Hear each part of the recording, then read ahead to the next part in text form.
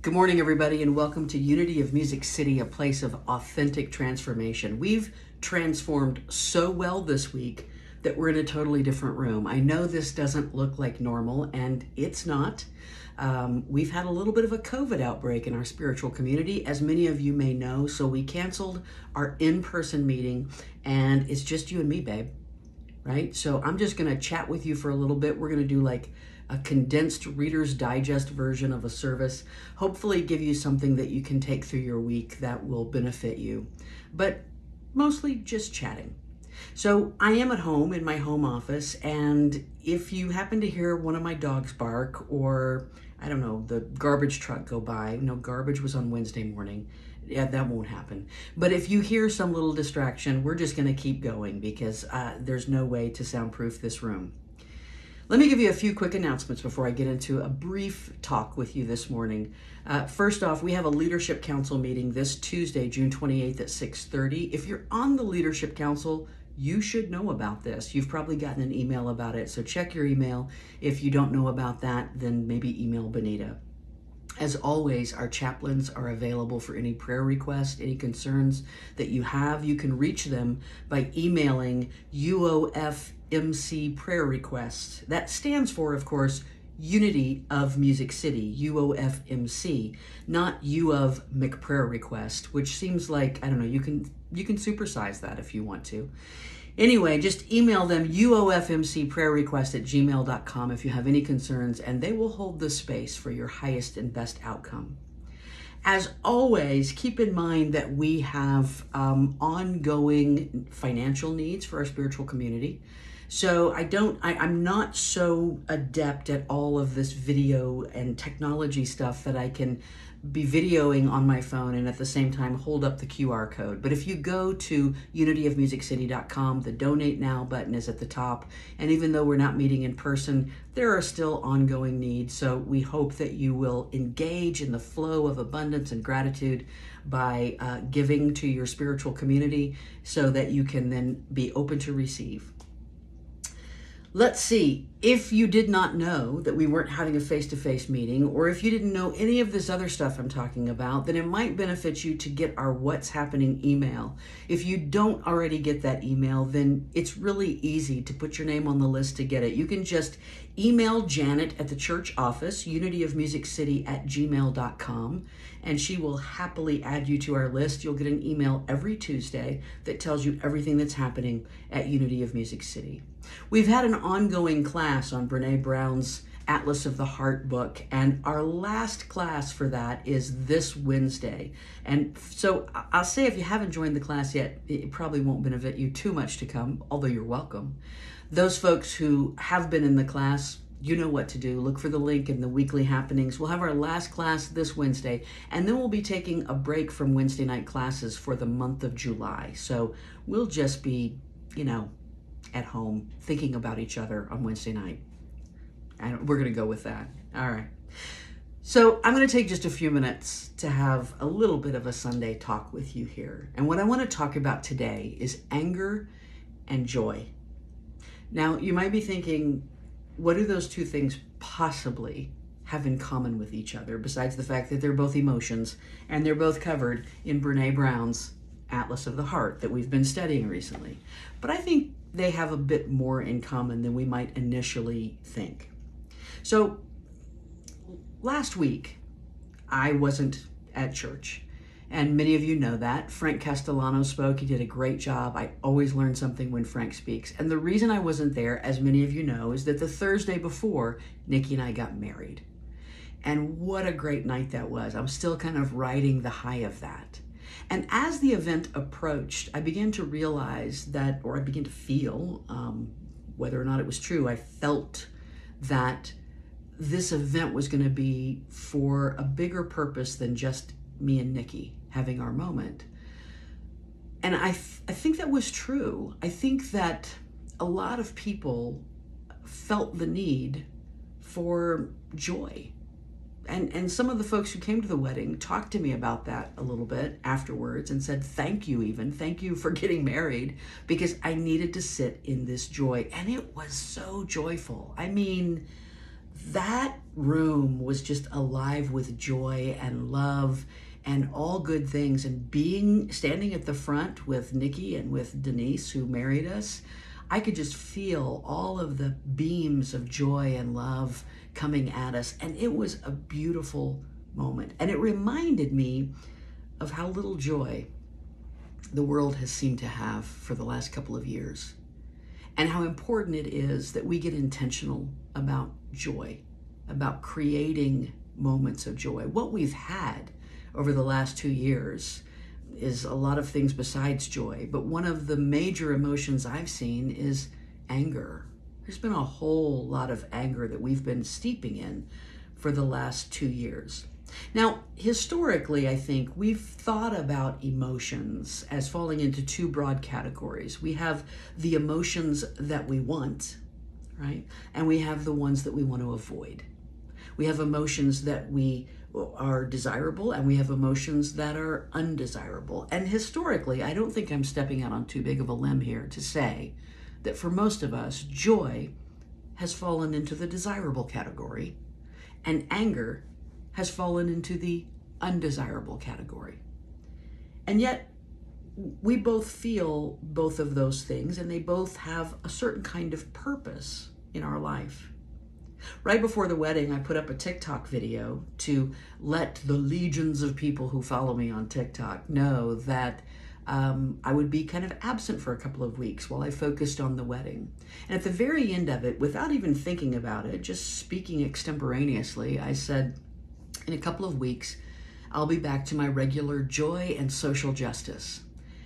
And man, that started rolling around in my brain. It was as if the tagline that I had been searching for at least a year had come to me, kind of without me even trying, because that's who I want to be. That's how I want to show up in the world, in joy and social justice.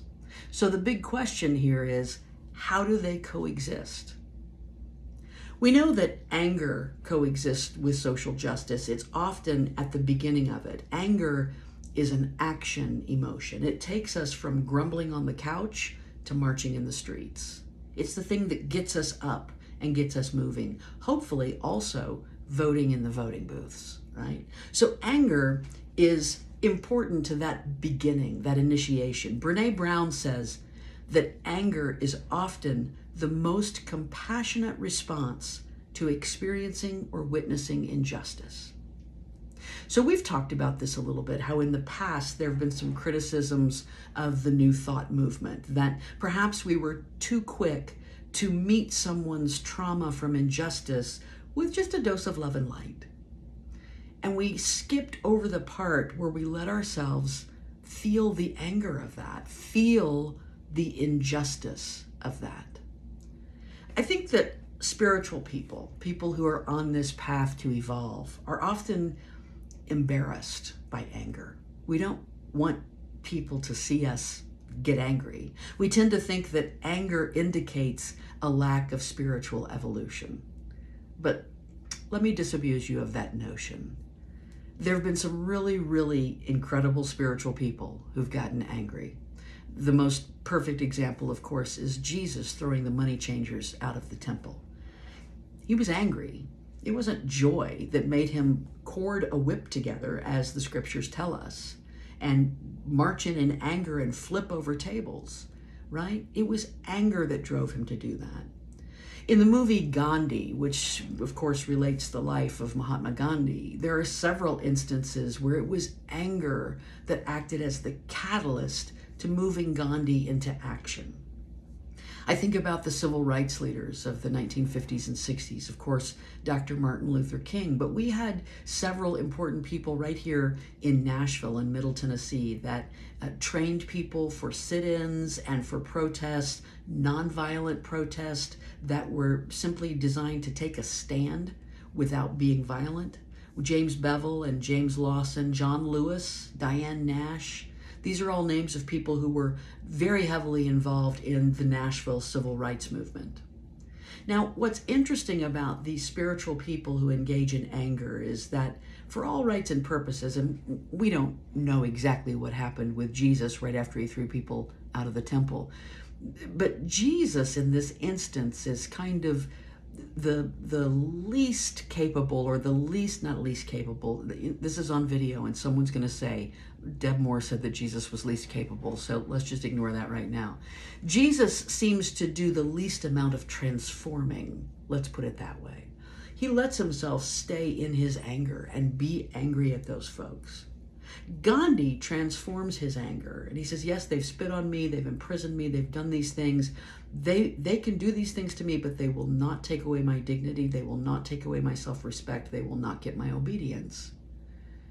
And so I'm not going to meet violence with violence. I'm going to convert it to something that is more life-affirming. The same thing with Dr. King.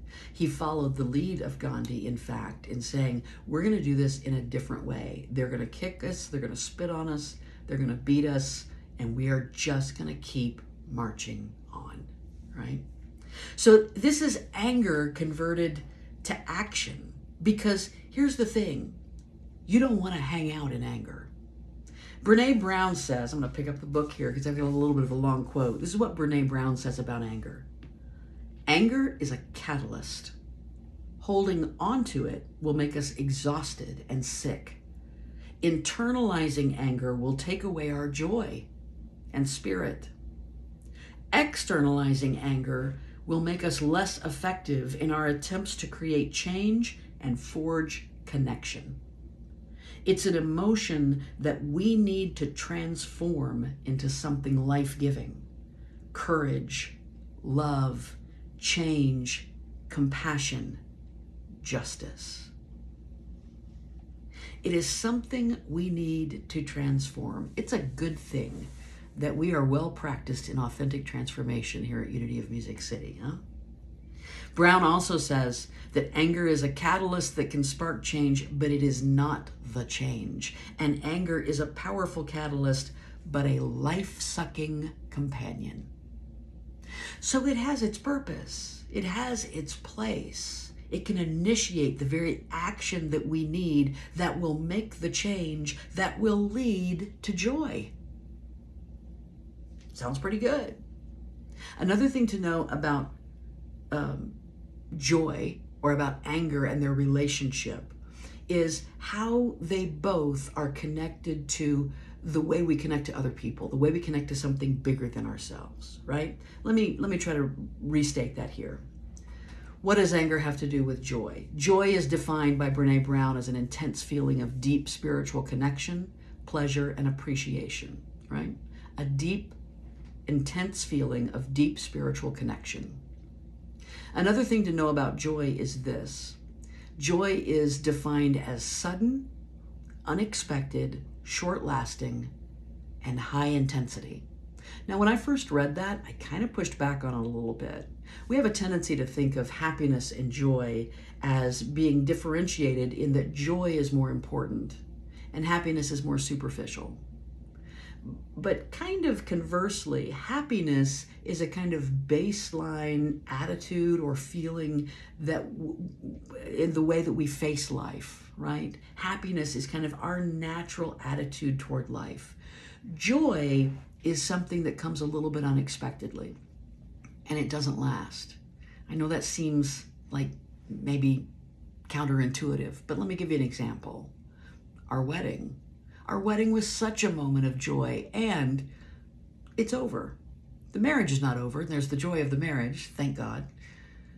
But that moment in time, that moment of feeling connected with all of those people in that room, that's over. Joy comes suddenly and unexpectedly. The important thing about joy, though, is that you have to prepare the ground for joy. You have to have done the work so that joy can readily come and visit you, right?